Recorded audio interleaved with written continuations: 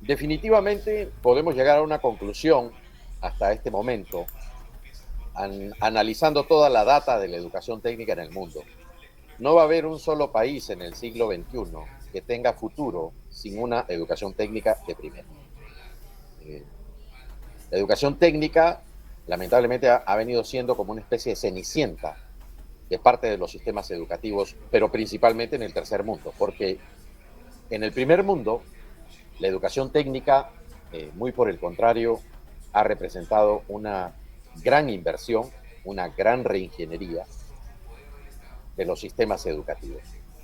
Y tal es así que, por ejemplo, en países tan competitivos, con una economía tan competitiva como la de Estados Unidos, los colleges, que ni siquiera son universidades, vienen a ser los equivalentes a un instituto técnico.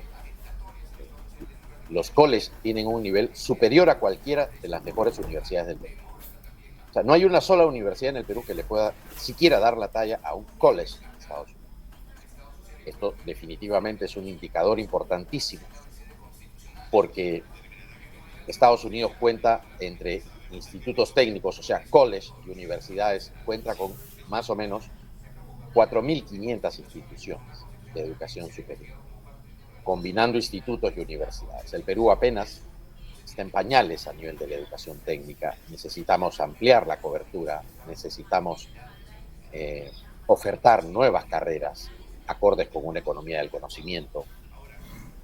Necesitamos ampliar la matrícula, necesitamos diversificar las modalidades, necesitamos exportar educación de primera, necesitamos también brindar procesos de enseñanza-aprendizaje cada vez más competitivos, cada vez más productivos, que nos permitan lograr las competencias con mayores grados de validez y de confiabilidad para el sector industrial y las actividades económicas primarias, secundarias y terciarias. Quiero expresar igualmente mi agradecimiento a el excelentísimo director, ingeniero Freddy Bejarano, director del Instituto Técnico Pacarán, y por supuesto a todos nuestros asistentes que se encuentran presentes esta ya noche en Perú, acompañándonos para poder abordar esta segunda sesión, que como ya saben va a corresponder al componente donde vamos a terminar de abordar este componente tan importante que son los estándares que tiene la educación técnica, basándonos en una de las principales instituciones, ¿sí? Basándonos en una de las principales instituciones que tiene los Estados Unidos de Norteamérica. Entonces vamos a compartir la presentación que tenemos para ustedes. ¿Ya?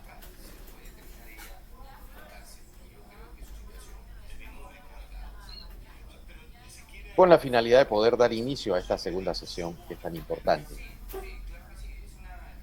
Cuando nosotros hablamos de la gestión de la calidad de las instituciones educativas,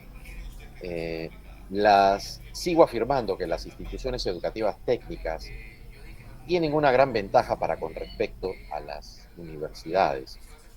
En primer lugar, la primera ventaja es que al ser instituciones de un mediano tamaño, al ser más pequeñas, pueden implementar los sistemas y procesos de una manera mucho más rápida.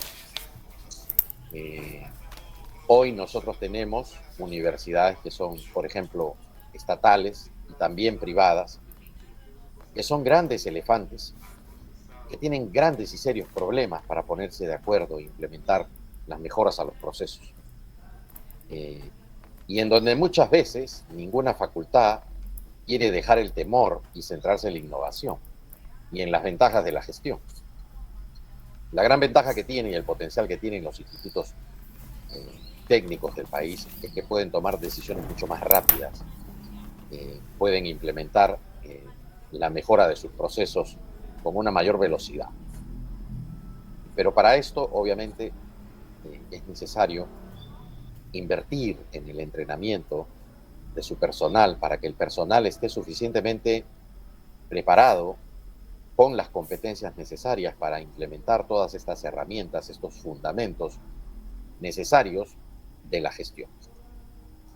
Entonces vamos a empezar con nuestro trabajo de esta esta noche, ya, donde vamos a desarrollar este interesante componente. Para redondear a todos los colegas, ya saben que la asistencia es completamente gratuita, la transmisión es abierta, se ha compartido por diferentes redes sociales, así que pueden sintonizarnos colegas incluso de otros países, como ya lo están haciendo.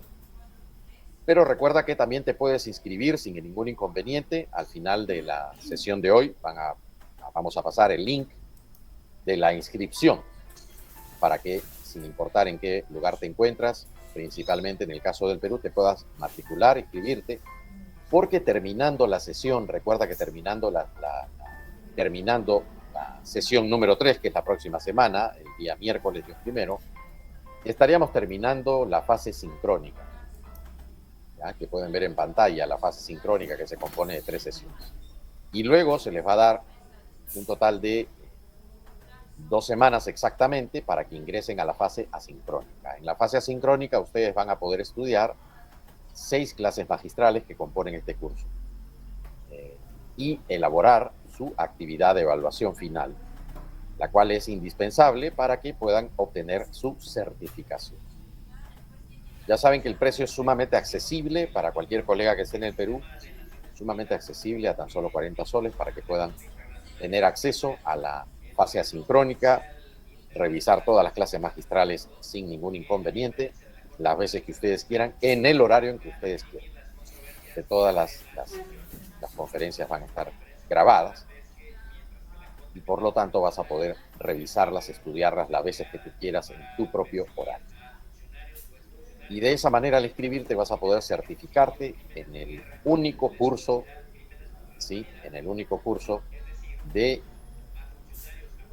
gestión de la calidad de la educación y formación técnica y profesional en el Perú. Certificado por 112 horas, oficial para todo el Perú, por el Instituto de Educación Técnica Profesional Pública Pacarán.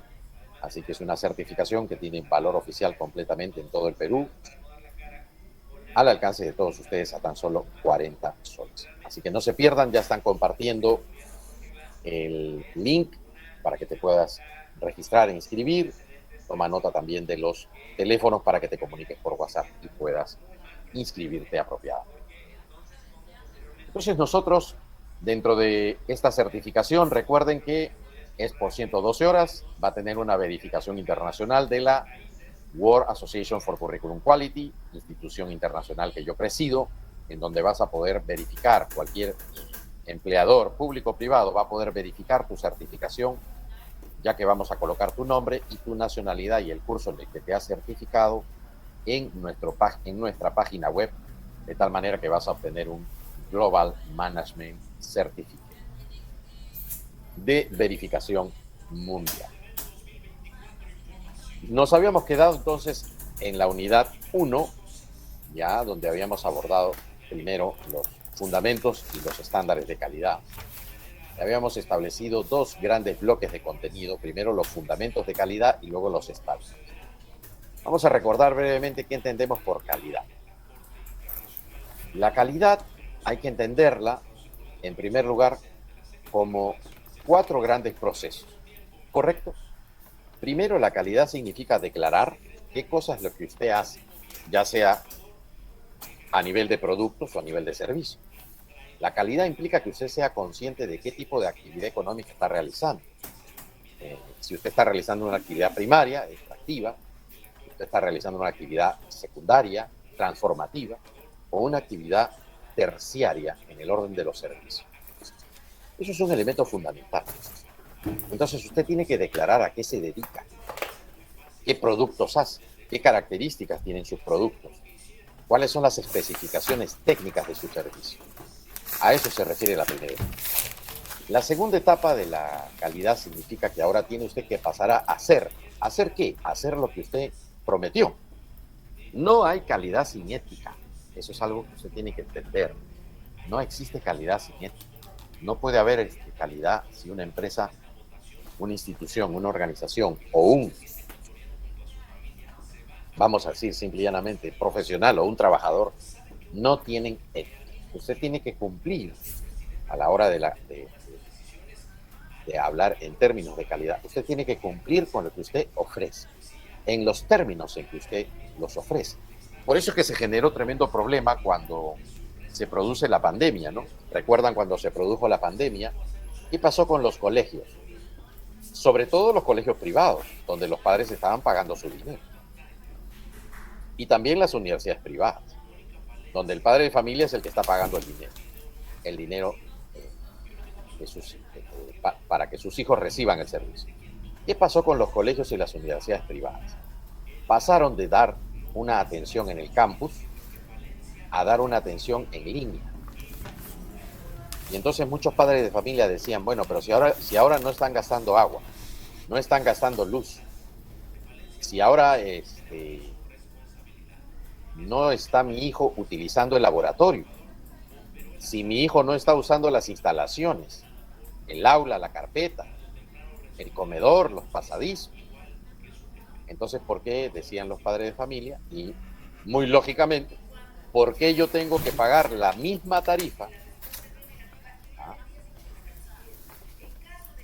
de un servicio presencial donde mi hijo usa todas las instalaciones y tiene una atención presencial de parte del docente, cuando ahora el servicio es mucho más barato?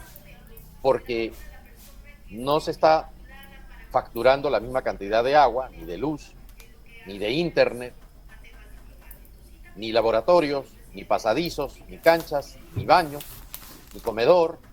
Y entonces, ¿por qué yo tengo que pagar la misma tarifa como si me estuvieran brindando el servicio presencial cuando el servicio me lo están dando ahora virtual? Y por lo tanto sabemos perfectamente todos que la modalidad virtual es la más barata del mundo. Entonces los directores no tenían cómo responder.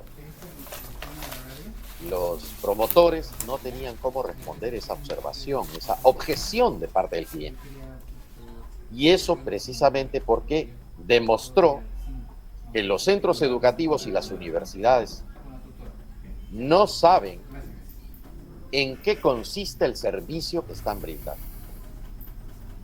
Me dejo entender. Porque si lo hubieran sabido, hubiera habido un solo colegio, una sola universidad privada que hubiera podido responder a esa pregunta, esa objeción de los clientes.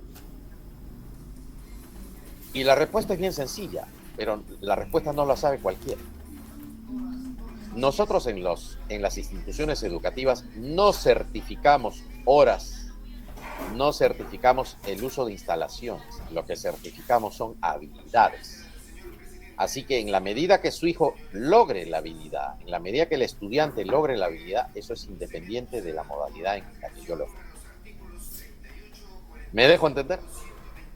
Sin embargo, no hubo ningún centro educativo y universidad que haya logrado demostrar que se lograron las competencias cambiando de modalidad. Ni uno. Segundo problema. Segundo problema en esta segunda dimensión del hacer. Y entonces el problema de origen estaba en la declaración del servicio. ¿Por qué? Porque si yo tengo una institución educativa, yo tengo que conocer el servicio y entender, a partir de una gestión de riesgos, que en cualquier momento puede haber, así como hubo una epidemia o pandemia como el COVID, puede haber un terremoto.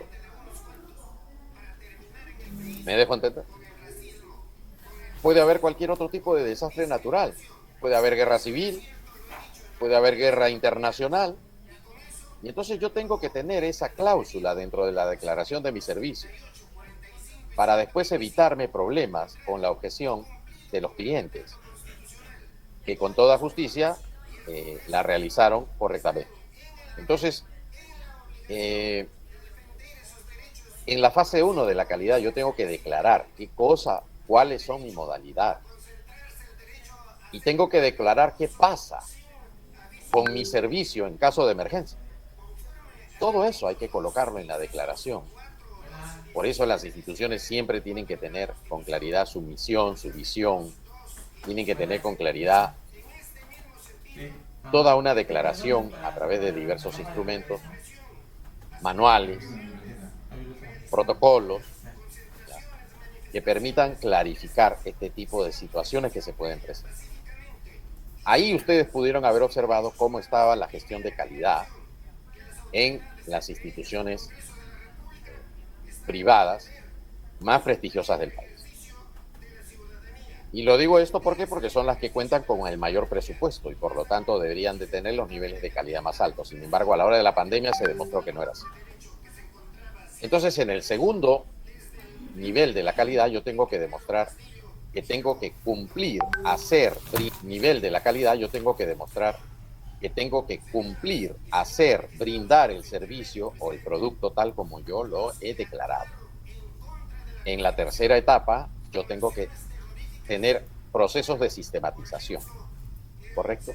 Tengo que sistematizar permanentemente lo que estoy haciendo. Entonces, tengo procesos, perfecto. Entonces, esos procesos hay que mapearlos. Esos procesos hay que llevarlos a un manual, a un protocolo, por cada área. De manera que toda la data que yo obtengo a mí me permita generar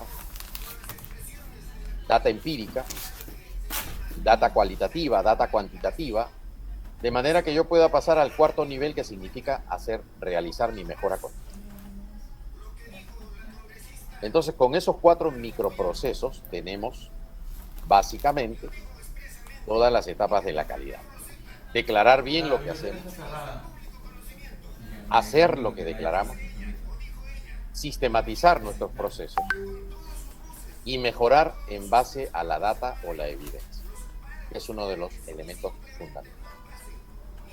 Ahora nos vamos a ir entonces a este componente tan interesante de los estándares.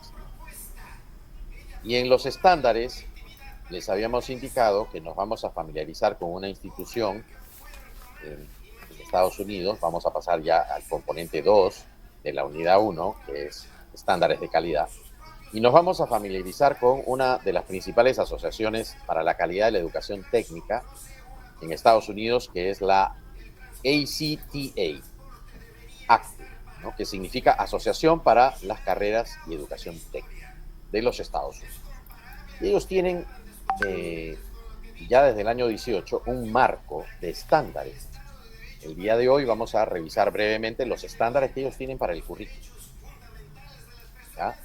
Y en el caso del currículum, que ellos le llaman un currículo alineado e integrado, ellos tienen un total de 7 estándares.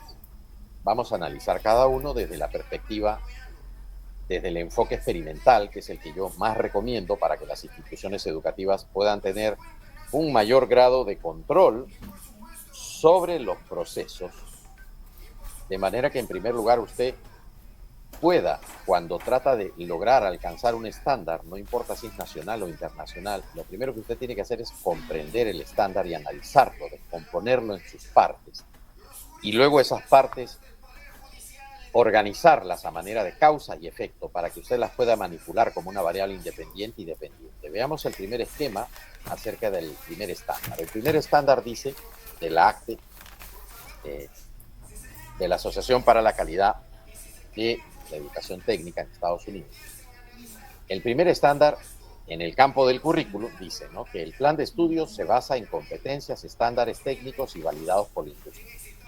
Bueno, como pueden ver, uno de los principales aciertos de la educación técnica norteamericana es su apego a las industrias. Son instituciones educativas que trabajan de la mano con las diferentes industrias en cada uno de los estados. Prácticamente, su sistema educativo tiene la identidad bastante clara y desarrollada de que los institutos técnicos o college son proveedores. ¿Y de qué proveen? Proveen de mano de obra calificada para que la economía pueda mantener altos niveles de competitividad y productividad. Fíjense que ya en Corea del Sur, Singapur, Japón, en Italia ya tienen un problema considerable. ¿Cuál es ese problema considerable? El problema considerable es que han reducido radicalmente su tasa de natalidad. Y eso significa que hacia el 2050, ahorita nomás, en 30 años, Japón, Alemania, Italia, Singapur, Corea del Sur, van a tener la mitad de población. entonces se va a producir un gran problema, ¿no? Si yo tengo la mitad de la población, eso significa que la PEA, la población económicamente activa, se va a reducir. Y entonces la gran pregunta es, ¿cómo voy a hacer yo para mantener mi productividad y mi competitividad con la mitad de la población activa? Ahí está el problema. ¿Me dejo entender? Entonces, muchos de estos países desarrollados están revisando su política migratoria y van a tener que priorizar la importación de profesionales del tercer mundo. Porque el que está en un país desarrollado no se quiere ir a otro país desarrollado. Solamente los profesionales altamente calificados del tercer mundo son los que quisieran irse a un país del primer mundo. Entonces ellos van a tener que rebajar, por ejemplo, la cantidad de años para obtener la nacionalidad, van a tener que revisar los requisitos para la residencia. Entonces hay un apego hacia la industria, ¿no? Un apego hacia la industria, que significa entonces que la identidad de la institución educativa tiene que estar clara. Las instituciones educativas son proveedoras de mano de obra calificada.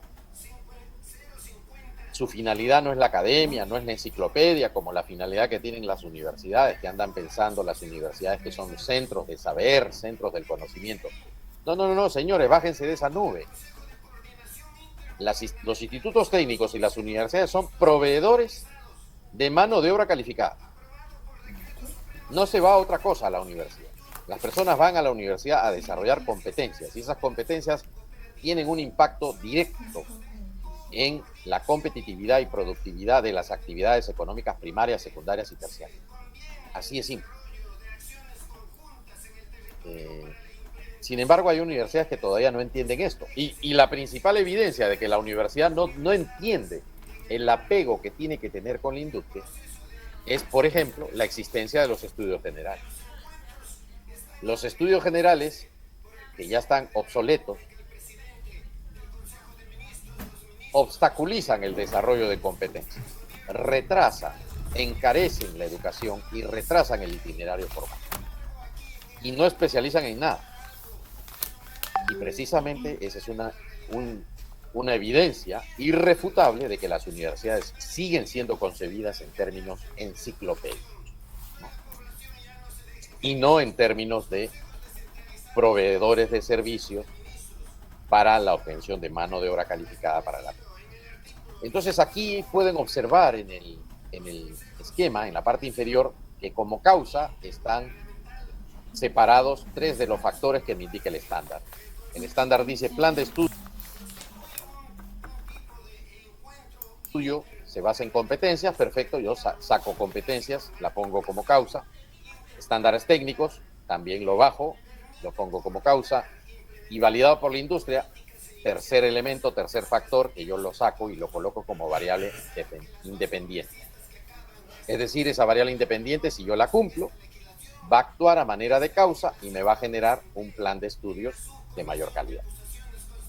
Si mi plan de estudio cumple con esos tres, vamos a decirlo así, con esas tres variables, esas tres condiciones que me pide el estándar, entonces mi plan de estudio va a aumentar su calidad. Pero si yo, por ejemplo, tengo competencias, tengo estándares técnicos en la carrera, pero no han sido validados por la industria, entonces mi plan de estudio definitivamente va a ser de menor calidad. Entonces, como pueden observar, todos los estándares contienen variables.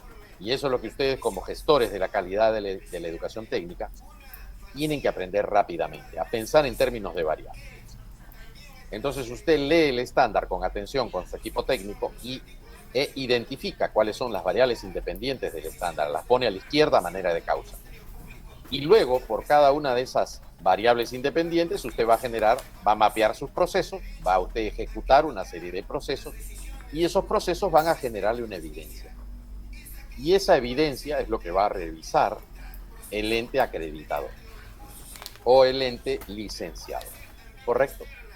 Nos vamos a al siguiente estándar, el estándar B, que sostiene que el plan de estudio para la ACTE, el plan de estudio está alineado con contenidos y estándares relevantes para las materias básicas como lectura, matemáticas, ciencias, incluidos los estándares federales, estatales o locales, según correspondan, ¿no? Como saben, en Estados Unidos, cada estado tiene sus propios estándares, porque Estados Unidos no es un país, son 50 países asociados.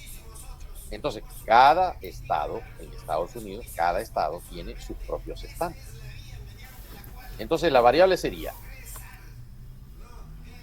número uno, seleccionar un paquete de contenido que cumplan con los estándares locales, nacionales, regionales. También yo puedo superar el estándar y colocar algunos estándares mundiales, no hay problema. Y el estándar del ACTE recomienda, ¿no?, que las instituciones educativas técnicas profundicen habilidades de comprensión lectora, habilidades matemáticas y habilidades de ciencia, pero como herramientas de la carrera, no concebidas como un apéndice a manera de estudios generales. Entonces, la mejor manera sería integrar las habilidades de lectura, el uso de herramientas matemáticas y científicas a lo largo de diferentes módulos. No crear módulos específicos para eso, sino transversalizar la matemática, transversalizar la comprensión lectora, la producción escrita, transversalizar las habilidades científicas, transversalizar la investigación. Sería lo más recomendable. Entonces, de la misma manera, usted va a generar una serie de procesos para realizar una obtención de evidencias que te permita, al cumplir con ello, mejorar la calidad del plan de estudio. Tenemos una intervención, me parece, ya. Vamos con una de las intervenciones. Si es oral, ya puede participar, y si no, nos vamos al chat. Pueden escribir también sus participaciones por el chat. ¿Ya? Entonces... ¿Cómo está, doctor? Buenas noches. Adelante. Adelante. Muy buenas noches a cada uno de los presentes. Tengo una consulta. Indicó de que las carreras de formación profesional tendrían que estar vinculadas o apegadas a la industria. En el caso de carreras sociales, ¿a qué tipo de industria tendría que estar apegado? Esa era una de mis consultas, doctor. Gracias. Todas las ciencias sociales sirven a la industria también de la misma manera. Por ejemplo, si yo tengo una carrera como filosofía, esa es una gran pregunta. A mí me dio bastante pena y tristeza. Estaba leyendo en las redes sociales a un filósofo, creo yo, que estaba hablando que la filosofía no tenía ningún tipo de utilidad práctica, pero eso es mentira. Un filósofo, entendiendo que la filosofía tiene como competencia 4 grandes áreas funcionales. Un filósofo tiene que analizar el poder. Entonces, ¿dónde puede trabajar? ¿En qué industria puede trabajar? Perfectamente puede trabajar en todo partido político. Todos los partidos políticos necesitan filósofos. Son imprescindibles para la democracia. También pueden participar en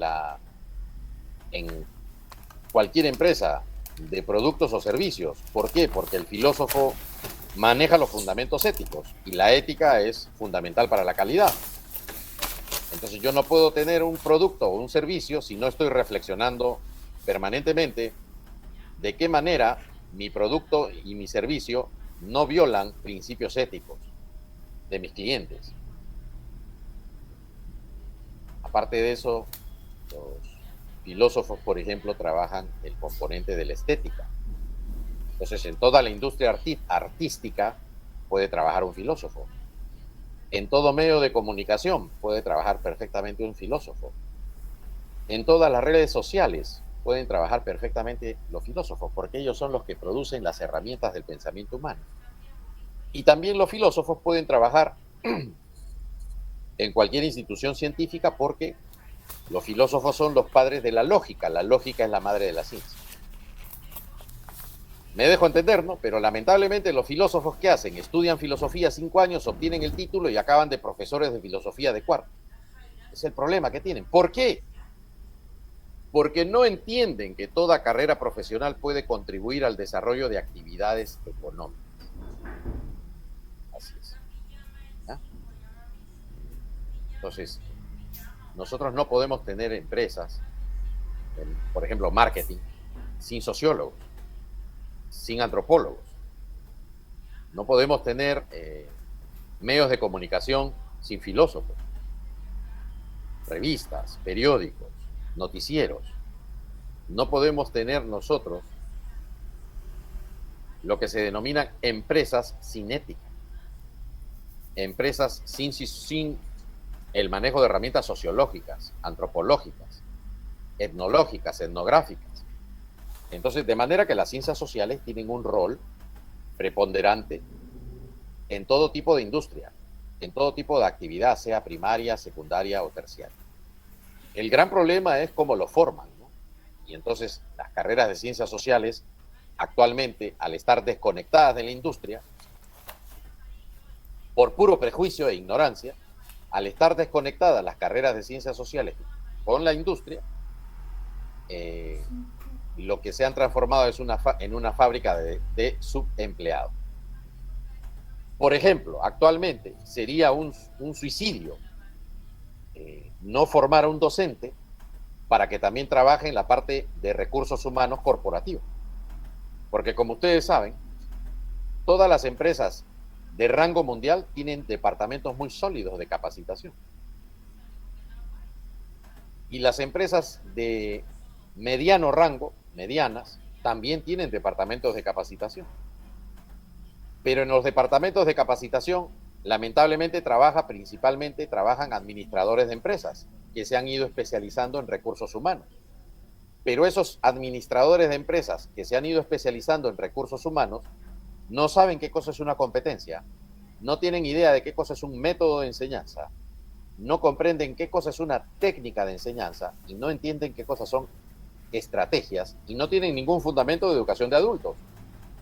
Entonces es ahí en donde los docentes pueden integrarse a los departamentos de recursos humanos de manera que puedan perfeccionar, mejorar el diseño, la planificación y la ejecución de las capacitaciones, permitiendo que las empresas sean mucho más competitivas y mucho más productivas, desarrollando la política de talento humano, la estrategia de talento humano, centrada en lo que se denomina una estrategia de aprendizaje organizacional y de gestión del conocimiento.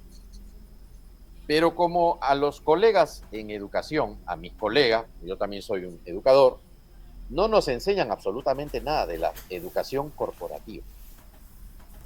Y por eso precisamente el profesor que podría estar trabajando en una empresa multinacional, en un departamento de recursos humanos y capacitación, ganando 5.000, 6.000, 7.000, 10.000 dólares, la esperanza que tiene el profesor es de ser un subempleado, tratar de trabajar en dependencia del Estado cuando podría estar trabajando perfectamente en una empresa privada con un mayor rango de sueldo, salario, y no solo nacional, sino formado globalmente para trabajar en cualquier empresa multinacional de primer mundo. Entonces, como pueden ver, todas las carreras de ciencias sociales tienen utilidad en la industria. Pero lamentablemente no se descubre esa utilidad en la industria, ¿sí? No se descubre la utilidad en la industria de las ciencias sociales porque el análisis de sus competencias es débil. ¿Y por qué es débil? Porque no se siguen los protocolos mundiales para identificar las competencias de cada carrera.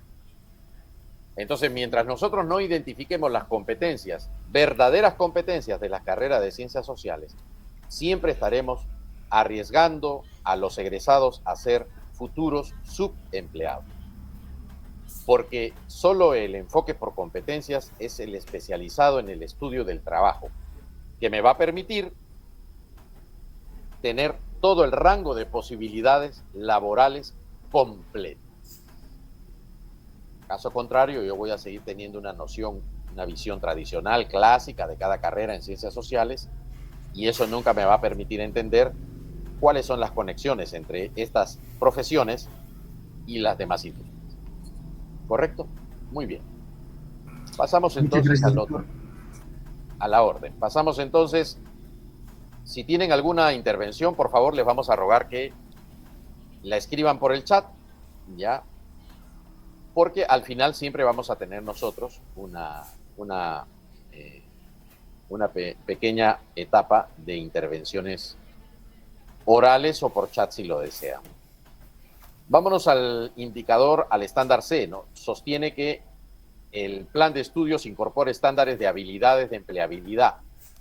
Aquí hay una gran similitud con lo que tienen ustedes en los institutos técnicos, ¿no? Todos los institutos técnicos del Perú tienen un componente de empleabilidad. Ese componente está mundialmente respaldado, porque la ACTE lo tiene, es el estándar C del currículo de la ACTE. Ellos dicen, el plan de estudio incorpora estándares de habilidades de empleabilidad que ayudan a los estudiantes a tener éxito en el lugar de trabajo, como la resolución de problemas, pensamiento crítico, trabajo en equipo, comunicación, incluso etiqueta en el lugar de trabajo. Bueno, todo esto que acabo de mencionar, resolución de problemas, pensamiento crítico, trabajo en equipo, comunicación, etiqueta en el lugar de trabajo, todas esas son competencias genéricas, ¿correcto? Competencias genéricas. Yo lo que le agregaría, digamos, a una competencia, a las competencias de empleabilidad, le agregaría, por ejemplo, que todo profesional técnico sea competente para elaborar un plan de negocios. Un plan de negocio. Porque no queremos que solamente vaya el egresado a buscar trabajo, él tiene que estar preparado para montar su propio negocio y para eso necesita elaborar un plan de negocio. Y un plan de negocio no es algo simple, tiene su complejidad. Es una competencia que tiene que tener, entonces el egresado debería tener en la malla curricular y en el perfil de egreso la elaboración, la competencia de elabora planes de negocio. Aparte de eso puede hacer también investigación de mercado, investigaciones de mercado básicas, mínimas, ¿ya? Realizar lo que se llama también organizar un mínimo de departamentos de venta y también un mínimo de campaña publicitaria. Esas competencias son fundamentales, ¿no? La de plan de negocio, que es una competencia más que proviene del campo económico, y la parte de marketing o mercadeo, que proviene, por supuesto, de la parte mercadológica, ¿no? De las carreras relacionadas con el mercadeo y la comercialización. Esas dos habilidades son fundamentales, hacer un plan de negocio y tener herramientas de marketing. Porque de lo contrario vamos a tener jóvenes tremendamente competentes, pero que quizá no pueden ser absorbidos por la demanda laboral y no van a poder montar su propio negocio porque no saben hacer un plan de negocio y aunque lo logren montar el negocio, no van a saber vender. ¿Por qué? Porque no manejan herramientas de mercado. Entonces, el estándar C del ACTE a nivel de currículum es muy interesante, sumamente interesante ese estándar C. Ese estándar C. Porque sí, en efecto, los norteamericanos han contemplado que tienen que haber habilidades de empleabilidad. ¿Ya? Así que ese está bien respaldado. Entonces, como variables, a manera de causa, tendremos habilidades de empleabilidad, estándares, resolución de problemas, todas estas son competencias genéricas. Yo le agregaría, ¿no? Porque hay que entender que yo puedo superar el estándar. A mí me van a evaluar de acuerdo al estándar, pero yo puedo superar el estándar. Entonces, con habilidades de elaboración de planes de negocio y herramientas de mercadotecnia, va muy bien todavía. ¿Ya? Con eso mejoraría los planes de estudio. El estándar, vamos al estándar D, el plan de estudio del programa se desarrolla con el aporte del empleador para preparar a los estudiantes tanto para la educación superior como para carreras emergentes y en demanda.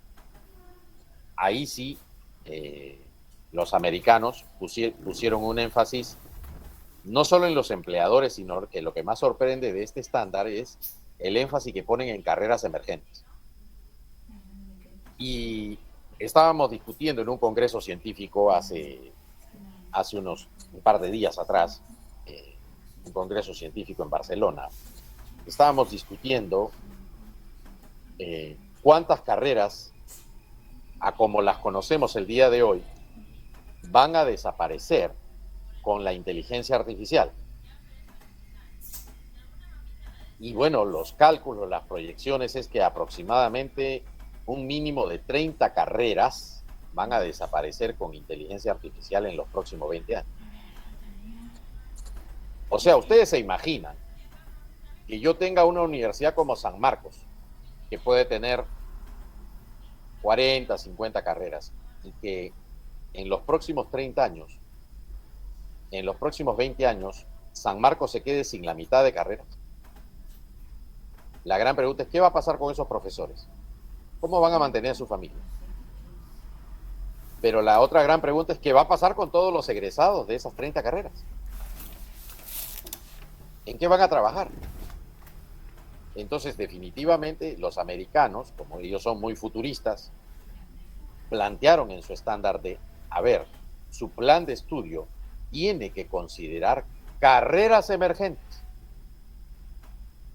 y tiene que tomar en cuenta entonces a los empleadores y tiene que tomar en cuenta la demanda. Entonces, si nosotros revisamos cifras tan interesantes de instituciones como por ejemplo la consultora mundial McKinsey, ya ellos han detectado y tienen la data empírica de que las profesiones manuales van a ir desapareciendo. Vamos a pasar a una desaparición de profesiones manuales repetitivas, en donde las operaciones manuales son más mecánicas. Van a ser reemplazadas por drones, van a ser reemplazadas por robots. Van a ser reemplazadas por máquinas que van a tener sensores 50 veces más potentes de los que existen el día de hoy. Entonces, nosotros tenemos que poner mucha atención a las carreras emergentes para ir incorporando en nuestros planes de estudio esas competencias, ese manejo de tecnología que asegure que nuestros egresados, nuestros planes de estudio, nuestras carreras, se mantengan competitivas y no caigan en una obsolescencia, que no se vuelvan obsoletas. Entonces tenemos que hacer lo que se denomina una gestión previsional de las profesiones. ¿Correcto? Analizar cuáles son las tendencias, cuál es la tecnología que puede reemplazar esta carrera, cuáles son las herramientas tecnológicas que pueden hacer la carrera más eficiente y cuáles son las competencias a través de las cuales nuestros estudiantes y egresados pueden incrementar la vigencia de sus competencias y también obtener nuevas competencias para mantenerse vigentes en el mercado.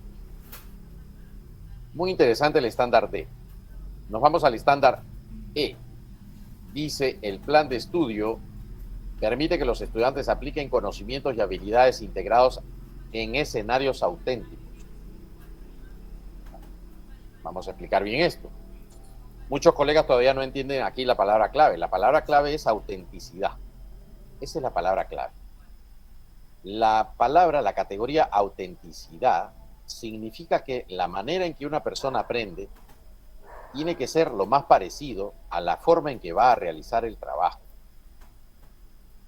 Entonces, la manera en que yo le enseño a mi estudiante tiene que ser una manera realista, reproduciendo las condiciones reales del lugar de trabajo.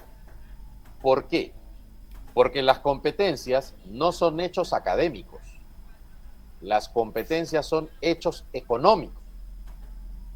Las competencias no existen como conceptos solamente.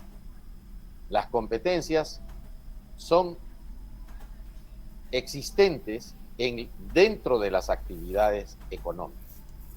Entonces, no hay una competencia que exista fuera de una actividad económica. Por lo tanto, las competencias son las que soportan las actividades económicas. Y las actividades económicas, al soportarse en competencias, entonces las actividades económicas son las que generan el Producto Bruto Interno. ¿Me dejo entender?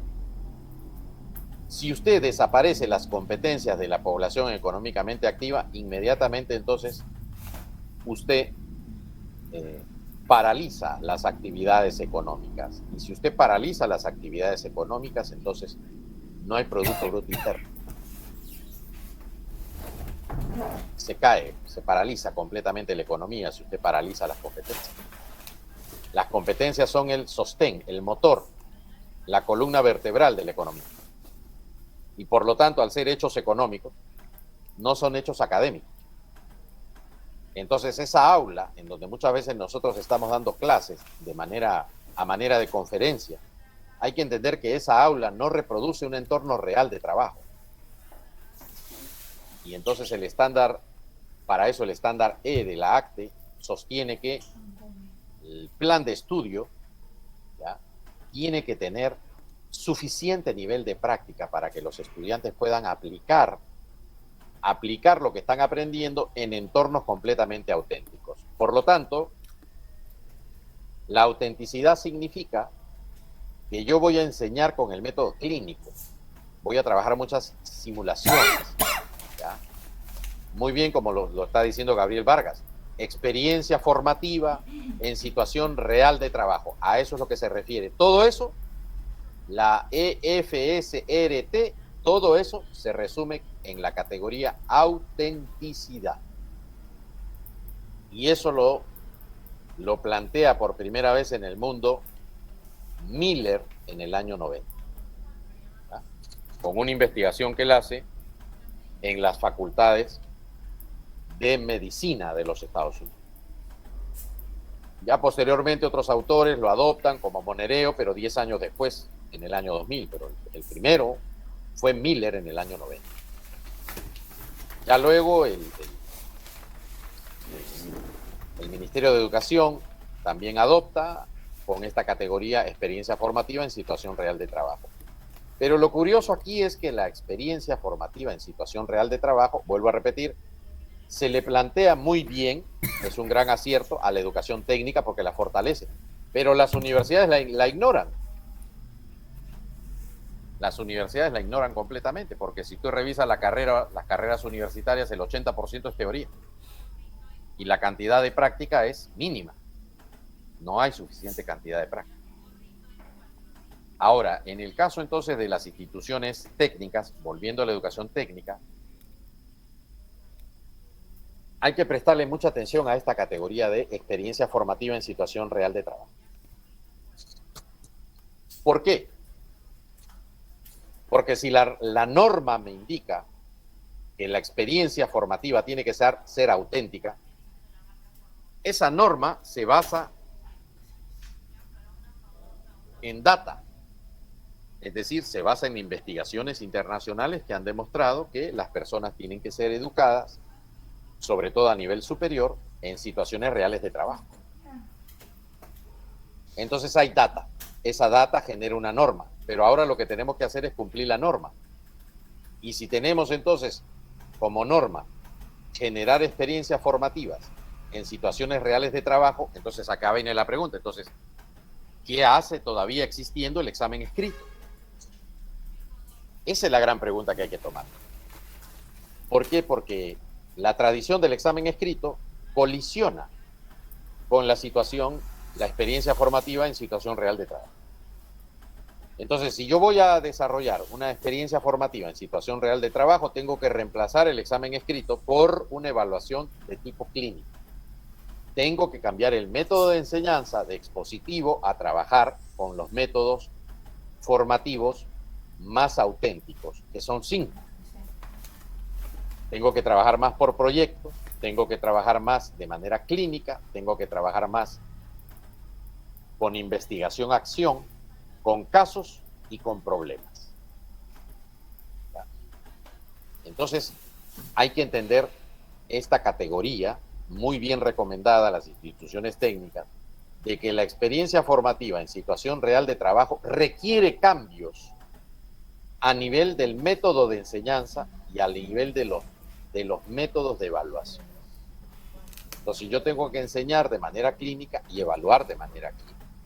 Es la única manera de poder implementar una experiencia formativa en situación real de trabajo. ¿Correcto? Muy bien. Nos vamos al estándar F. Al estándar F. Me parece que es el penúltimo. La ACTE sostiene y dice, a ver, los estándares del programa de estudio están disponibles públicamente, son accesibles para los estudiantes, padres, tutores, socios y público. Entonces, nosotros tenemos que afinar también, dar suficiente publicidad a nuestros planes de estudio, nuestras mallas, nuestras certificaciones, nuestras modalidades, nuestras instalaciones. Tiene que haber transparencia, entenderse con facilidad la malla, el itinerario formativo, el plan de estudio, nuestro sistema de creditaje, nuestras formas de evaluación. Y a toda esta información hay que darle acceso. Hay que darle acceso a la población, a la ciudadanía, porque hay que entender, sobre todo cuando el instituto es público, que es el ciudadano el que está financiando. El Estado no financia nada. El Estado no genera un centavo. Los que generan el dinero son los ciudadanos que están contribuyendo a través de sus impuestos. y el gobierno es el que administra. Pero esto no lo está pagando la presidenta, esto no lo está pagando el ministro, esto no lo están pagando los directores regionales. Esto lo está pagando, lo está financiando el ciudadano. Y el ciudadano tiene, por ende, que tener derecho a acceder a la información de los servicios que él está pagando. Me dejo entender, ¿no? Creo que es un imperativo moral, un imperativo ético, ¿no? Por eso que la ACTE lo coloca como un estándar. Usted tiene entonces que analizar bien sus mecanismos para que la información sea pública, transparente y pueda generarse mayor acceso a la información. Finalmente llegamos a lo que se denomina el estándar G, que es el estándar que sostiene el plan de estudios es revisado periódicamente por todas las partes interesadas pertinentes, según sea necesario para reflejar los últimos avances en la industria, los modelos y programas basados en la evidencia, siempre, y las evaluaciones del desempeño de los estudiantes. Entonces, la ACTE recomienda, revisen sus planes de estudio, incorporen avances, los últimos avances de la industria, ¿ya? Basen siempre los programas en la evidencia y realicen una evaluación del desempeño de sus estudiantes. ¿Por qué? Porque yo tengo que demostrar, así sea una institución pública o privada, yo tengo que demostrar que el perfil de egreso se ha logrado y en qué nivel se ha logrado. ¿Cuál es el nivel de logro en cada competencia? Esa es una obligación ética de calidad que tiene que tener toda institución educativa. Yo tengo que demostrar de qué manera, en qué medida se está logrando el perfil de egreso en cada una de las competencias de todas las carreras. Y para eso tengo que realizar evaluación del desempeño de los estudiantes. ¿Correcto? Cambios urgentes que requiere el Perú. Bueno, uno de los cambios urgentes es que las instituciones educativas deben funcionar 365 días al año. ¿Ya? Por ejemplo, la ley universitaria en el Perú condenó a las universidades a la improductividad. ¿Por qué? Porque solo les permite funcionar 2 semestres al año y además no trabajamos por semestres, en realidad son 4 meses y por lo tanto las universidades están trabajando solo 8 meses, pero reciben financiamiento, si son públicas reciben financiamiento no por 8 meses, reciben financiamiento por 12 meses. ¿Me dejo entender? Entonces, ¿por qué alguien debería explicar por qué los ciudadanos pagan por 12 meses y solamente se atiende por 8? Entonces, si nosotros dejamos de hablar de semestres y pasamos a hablar de cuatrimestres, podríamos trabajar perfectamente 3 cuatrimestres al año. 3 por 4, 12, ahí está. Solo debería pararse de vacaciones una semana por fiestas patrias y la semana en la que se da el año nuevo. Se acabó el problema. Entonces las universidades y los institutos deberían estar trabajando 365 días del año. No deberían de estar trabajando solo 8 meses al año. Están trabajando de manera deficitaria. Están utilizando el presupuesto de manera improductiva. Hay que incrementar la productividad. Y esto obviamente de los 365 días del año implica también desarrollar ciertos cursos, ciertos módulos que podrían perfectamente virtualizarse y ofertarse de manera virtual 365 días del año sin requerir necesariamente el uso de las instalaciones. Otro cambio importante en el caso del Perú, urgente, es eliminar los estudios generales de las universidades. Sobre todo las universidades porque los estudios generales no tienen ningún tipo de fin productivo. No están relacionados con ninguna actividad económica ni primaria, ni secundaria, ni terciaria, no conducen a ninguna certificación, no especializan en nada y son un rezago de la universidad medieval prácticamente y eso nos está generando una tremenda pérdida de dinero. Ustedes se imaginan, a ver, si ustedes sacan la cuenta, ¿cuántos millones de dólares se pierden en el Perú al gastarse en estudios generales? ¿Cuántas horas profesor hay que pagar? Si son 35 créditos mínimo por carrera a nivel nacional en la universidad pública. Saquen su cuenta, cada crédito son 35 créditos que obliga la ley, cada crédito son 16 horas. ¿Cuánto cuesta pagar un crédito a un profesor? Son 16 horas de dictado. Entonces, estamos hablando de millones de dólares. Usted retira los estudios generales y las carreras bajan de 5 años a 3 años y medio. Se acabó el problema. Cambio del sistema de créditos. Es un tercer cambio urgente en el caso de Perú, porque tenemos el peor sistema de crédito del mundo. ¿Por qué? Porque el sistema de crédito en el caso del Perú en las universidades, por ejemplo, le da un crédito a 16 horas de teoría y le da medio crédito a 16 horas de práctica. Significa que la práctica vale la mitad que la teoría. ¿Y en dónde han visto ellos? ¿Dónde han visto? Yo no sé en dónde habrán estudiado los que hicieron esta ley, y si es que alguna vez habrán pasado por una institución educativa. Pero, ¿cómo se les ocurre que la teoría va a tener más valor crediticio, más valor que la práctica? Si sabemos nosotros que perfectamente yo pregunto, ¿un piloto de avión se puede formar con solamente horas teóricas? Va a estrellar el avión y va a matar gente, y se va a matar él también. Entonces el piloto de avión tiene que volar 2000 horas. Recibe su clase teórica, sí, pero la cantidad de horas de teoría no pasa de 100. La cantidad de horas de vuelo pasan las 1500. Entonces, no puede ser que a la teoría le hayan dado más peso y a la práctica menos peso. Me dejo entender, ¿no?